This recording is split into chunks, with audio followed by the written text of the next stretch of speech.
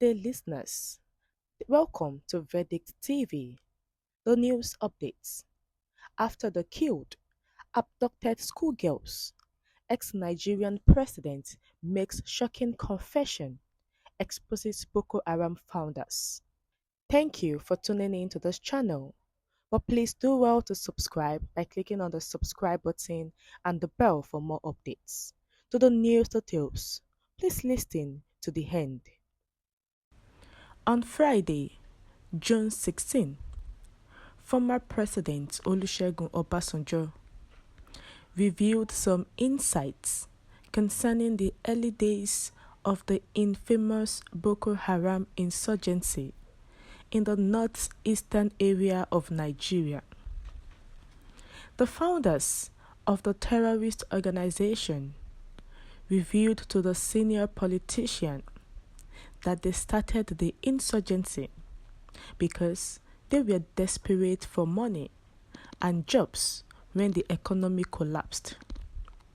If immediate action is not taken, Obasanjo cautioned that the approximately 20 million children in the nation who are not enrolled in school might provide a fertile field for the recruitment of more Boko Haram members of the future. At an event in Lagos, he made these remarks while promoting a book titled Pillars of Statecraft: Nation Building in a Changing World, which was written by his daughter, Dr. Kofo Obasanjo Blackshear. The book was launched at the occasion. In response to a question posed by a member of the audience on the reason why recent government policies had become more political and less people-centered, Obasanjo said that one of the country's primary issues was its propensity to hunt for scapegoats for the country's issues. According to him, during the early days of Boko Haram, when the individual who were supposed to have begun the movements had been reported to have been slain, I stated I wanted to meet with the members of the organization to speak to them and know what they wanted. After meeting with their representative, I learned that all they wanted was a better life for themselves. Can we really hold it against them that they seek a better life for themselves? They said that they have faith in Sharia law. I explained to them that Sharia law did not present any difficulties in Nigeria. It is written within our governing documents. In addition, Obasanjo noted that several Boko Haram members had revealed to him that despite their educational pursuits, they were unemployed.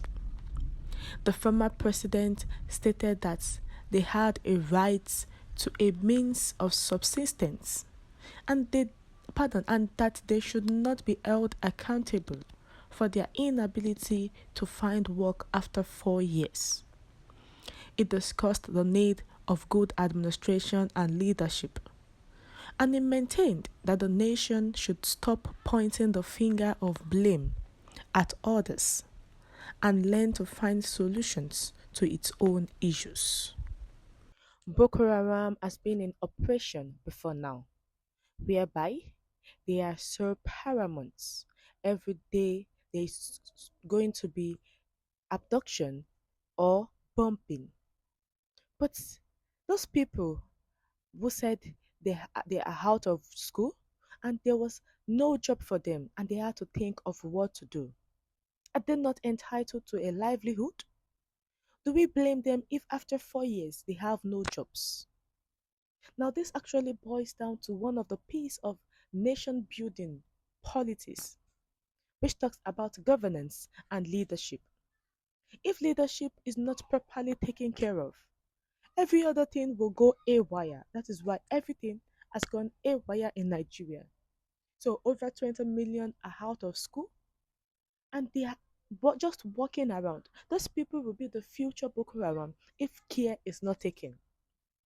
So we must ask ourselves, what do we do with our people? How do we raise and value them? How do we value those people? We have 20 million out of school children. That does not worry us. Are we thinking there will be no Boko Haram tomorrow? Those are the foundations of Boko Haram tomorrow. That should be our main concern. We should not say it is externally induced. Is poverty also externally induced? Poverty is the conscious, unconscious choice of our leaders.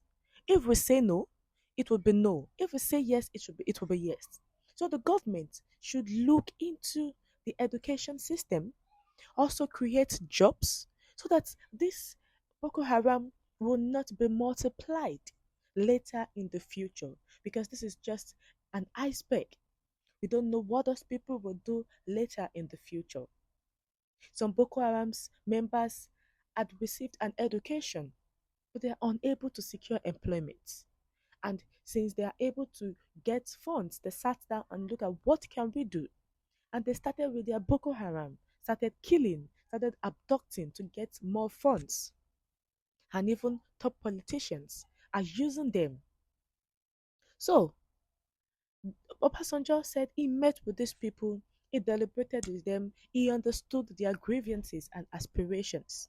He discovered that their primary desire was to improve their own lives, and they took the step, and what they believed in is Sharia law. But they don't know that Sharia was not a problem in Nigeria, it is part of our constitution. But these people are not ready to back out.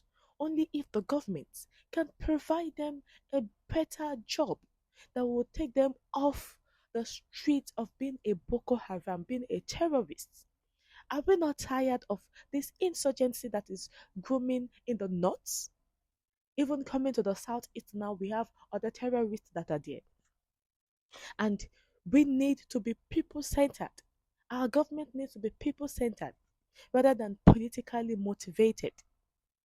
We need to look at the problems and also know how to improve the lives of the society. Those people that are outside, do we know what they are thinking? These out of school children also can wake up tomorrow to say they also want to have their own terrorist group. Who are we to blame? Is that a parent or the government who could not provide good education system, and after going to school for 4 years, after serving the country for good 1 year, they still could not get job and they need to improve their lives. We have come to the end of the news. What's your view to this? Do you think the government can do something to this, or they are just